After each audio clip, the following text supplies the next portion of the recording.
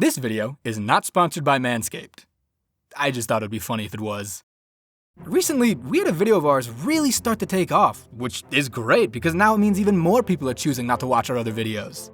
Along with that, it also means we've been getting a massive influx of comments on our channel, but weirdly enough, despite the video that gained so much traction being a well-researched analysis of the Halo franchise and 9/11 featuring no basic geographical errors whatsoever, I've noticed that a lot of the comments we're getting have almost nothing to do with Halo, and almost everything to do with sex. Like this guy, who asked if sex with an AI was possible. Or this comment, which talked about how big Master Chief's genetically enhanced Spartan Schmeat was. Or all of these comments asking the exact same thing. I had sex with my girlfriend last week. Sometimes I'm worried that you might know a lot about Halo. The size mattered. Asking for a friend. Guys, I make video essays. That's like asking the Pope what his favorite sex position is. Missionary, obviously. Yes, size matters. Or at least I think it does. Unlike many of the Supreme Pontiffs, I'm what I would describe as romantically inexperienced, which is phrasing it a lot nicer than my middle school antagonists ever did. Matt, if you're watching this, I just want to say congrats. You were right about me remaining a virgin for the majority of my life, but you were wrong about me being gay, so suck it. No, wait, don't. As an Xbox owner, I'm not really equipped to answer a question like this, so instead, I'm gonna do my best politician impression and choose to answer the question I wish you would ask me. Like I said, guys, romantically inexperienced.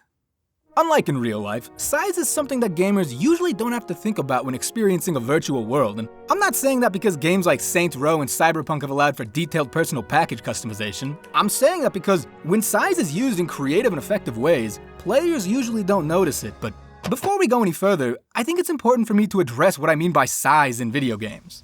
When I say size, I'm not actually referring to digital genitalia or the ongoing trend of games having more gigabytes than a Hobbit film has frames per second. I'm actually talking about the interplay between the relative sizes of the environment, its inhabitants, and the world they exist within in comparison to the players, and I wanted to take a minute to celebrate some games that I think use this interplay in very creative and interesting ways to alter the player's experience.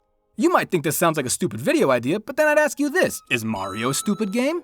Because Mario's famous for his size. Half the gimmick of the original Mario game is that his size changes as you play. When you start the game, you play as regular Mario, who's about the size of your average Italian man, but then you get the mushroom and he grows to be about the size of your average human being. Within the first few seconds of the game, you go from being around 1 question block tall to 2 question blocks tall. And in New Super Mario Bros., the best New Super Mario Bros., when you get the mondomedia megamushroom, you become, drumroll please, 6 question blocks tall. And you feel massive and powerful because the stuff that used to be as big as you now looks tiny in comparison. The added benefit of having the mushroom is that, like President William Mickinley, you now take 2 hits to be killed, meaning it essentially acts like a second life, but rather than providing a lame little health bar or life counter in the corner of the screen, the game uses visual cues to inform the player that they're more powerful by making Mario bigger. Another game that follows the bigger equals better mentality would be Katamari Damacy, a game in which your father judges you for not being big enough for him. Hitting a little close to home here, guys. The game as you play as a walking Prozac pill called the Prince, and your goal is to satisfy your father by collecting assorted Japanese knickknacks, and also puppies, in order to make as large of a ball as possible. When you start levels out, you're only big enough to pick up stuff like thumbtacks or coins, and items that are too tall or too alive act as obstacles that threaten to break your cluster down, but as you continue to play and collect larger and larger items, your ball grows too, until eventually, objects that used to push you around are now assimilated into your eclectic sphere until you're the largest threat around.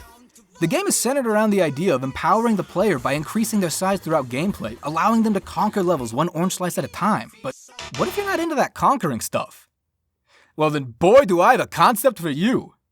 The reverse of this empowering feeling would be to do the opposite and make the player feel weak and vulnerable. And to do this, you need to make everything that surrounds the player large and oppressive.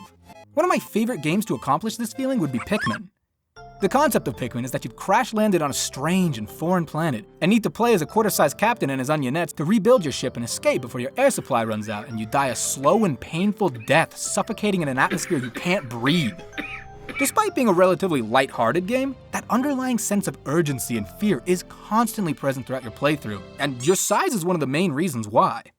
Everything on this planet is significantly larger than Olimar, and many of these massive objects should be familiar to any gamer who's ever looked out their window before. The fact that our tiny captain is so much smaller than flowers and bottle caps, compounded by the size of the enemies in this game, works to make you feel vulnerable and weak. Like Rick Moranis in Honey, We Shrunk Ourselves, a bad sequel to a good movie which inspired a decent game. As a kid, I loved Honey, I Shrunk the Kids and the idea of experiencing the world from a worm's eye view, so naturally, Grounded has been one of my favorite games that I've discovered lately. It's one of the few games that finally lets me live out my childhood fantasy of dismembering an ant and turning their thorax into Tokugawa-era samurai armor. Actually, it might be the only one, unless you want to count Ant Bully on PS2. The game is still early access, which isn't shocking considering how many bugs the game has. No, but actually, this game can be very janky. Is this that ray tracing that Microsoft was talking about? Because I don't see how this is going to make Minecraft more interesting. That said, the game does so much right in my eyes that it makes it very easy to look past its shortcomings. Everyday objects are creatively used to make large, explorable spaces or landmarks. Something that would have had very little use in real life now could be essential for helping you navigate the backyard. On the flip side of this, however, things that were once simply inconveniences are now large-scale threats. Ants become these wolf-sized vermin who steal your food supply and coordinate defenses. Ladybugs become armored tanks that deal twice the damage you can deal to them, and spiders are still spiders, except this time, they're actually scary. I genuinely have to give props to Grounded because this is the first time in any form of media where I've actually been afraid of giant spiders. The giant spider trope is so tired and overused that I normally never bat an eye to their appearance. Seriously, J.R.R. Tolkien did it, J.K. Rowling did it, even J.J. Abrams tried to do it, and thank God he didn't. The people have already suffered enough. In terms of video games, though, the worst offender is Skyrim. You can't just make the enemy bigger and expect me to be afraid of it. I'm not scared of a spider the size of a Skyrim man because I'm the size of a Skyrim man, and I've killed a dragon in like the second mission of the game. I'm scared of a regular-sized spider when I'm the size of no man in existence and can be killed instantaneously by a mosquito. This spider doesn't hold my interest, this one does. And also this one, but for very different reasons.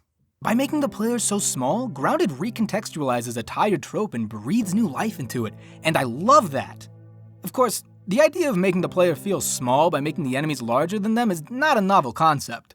Resident Evil Village recently did something very similar to this by introducing the 9'6" behemoth Lady Dimitrescu, who many would describe as being weirdo sex pervert shit, otherwise known as scary. Part of what makes encounters with her frightening is that you'll often find her in very small, claustrophobic areas where running away and hiding is made difficult.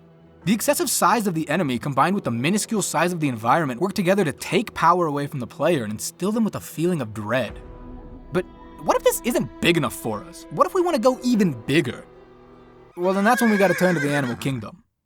Shadow of the Colossus is probably the poster child for making players feel tiny and weak. The enemies that you face in this game are such gargantuan entities that for the first couple fights, you genuinely feel powerless and it's terrifying. And unlike Resident Evil, the environments you encounter these beings in are these massive empty spaces which help to make the player feel exposed and vulnerable. Which is exactly how Adam Sandler felt in Reign Over Me, which, before you ask, is the movie where Adam Sandler and Don Cheadle play Shadow of the Colossus together. It's really all coming full circle now. What I adore about this game is that it makes the player feel small without actually having to diminish the size of the character like in Grounded or Pikmin. Instead, you play as a regular-sized human, but you feel tiny because of how big everything else on screen is, a feeling I'm sure most gamers are familiar with. And because of this interplay between the size of the enemies and the environment, the world ends up feeling a lot larger than it actually is. Though the game is technically open world, it was also designed for a console that was released a year after I was, meaning the world was pretty limited to how open it could be. Yet it somehow feels massive thanks to the game's use of lies and deceit to make it seem bigger than it really is.